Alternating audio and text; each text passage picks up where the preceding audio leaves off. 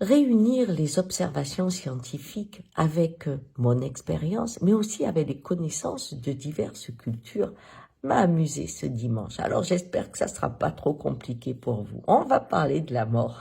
Le sujet tabou, pourtant, c'est celui qui donne vie. En effet, les chercheurs ont découvert que on mourait en 3 temps. La tête, le système nerveux et les cellules.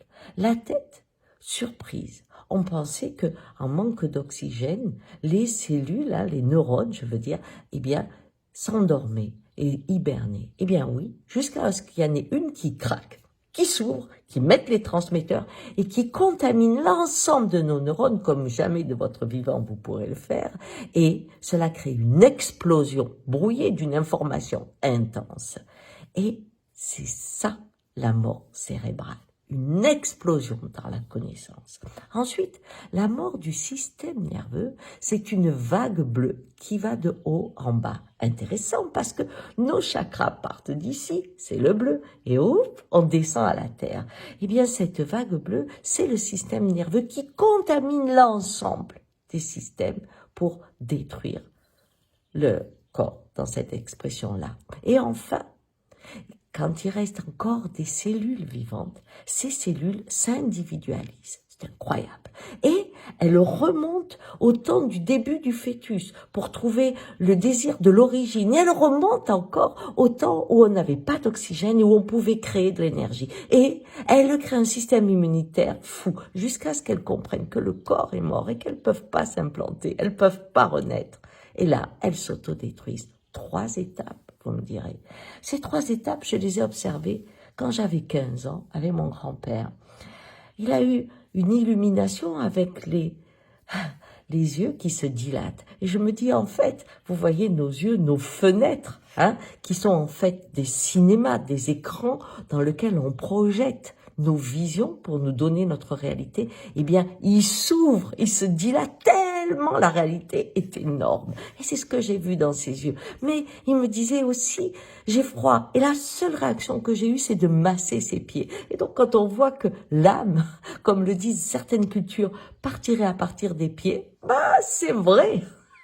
On savait pas qu'elle était bleue, mais naturellement, on y allait. Et enfin, on l'aime, dans notre famille, on aime laisser 4 jours environ les morts avec nous, parce que il y a un moment où le corps, on sait que c'est fini. Vous voyez, on vous dit qu'il est mort le premier jour, le deuxième jour, mais à un moment, peut-être au 4e jour, vous dites, là, il est plus là, il n'y a plus rien. Et on peut l'enterrer avec soulagement. C'est pour ça que je déteste ces histoires de maquillage et tout le reste. On a besoin de savoir que le corps retourne aux bactéries. Vraiment, c'est important. Vous voyez, ces 3 étapes sont là. Mais pour moi, il y en a une 4e que j'ai vécue, c'est-à-dire, c'est le monde invisible. Et ces 3 étapes, pour moi, c'est aussi une roue de médecine comme chez les Indiens. Quand le cerveau grille, c'est le nord.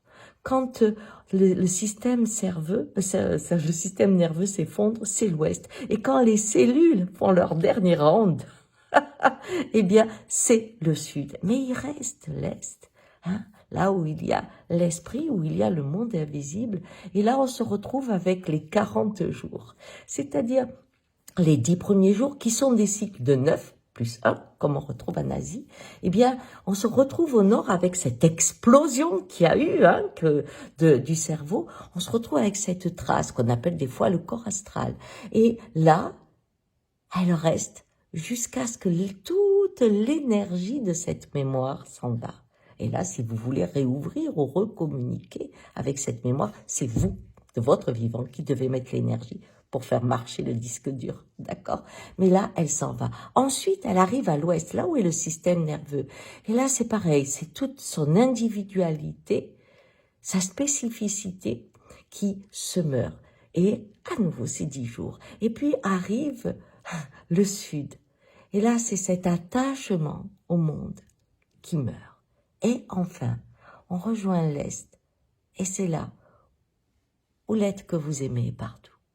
Ni temps, ni espace, c'est tout. Vous voyez, c'est incroyable. Et si vous prenez la comparaison avec le monde, cela étonne aussi.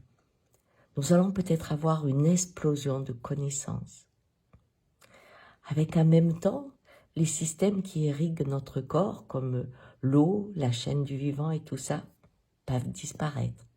Et il restera peut-être encore quelques individus qui arriveront à vivre sans l'oxygène, qui essaieront de repartir et de réensemencer le monde.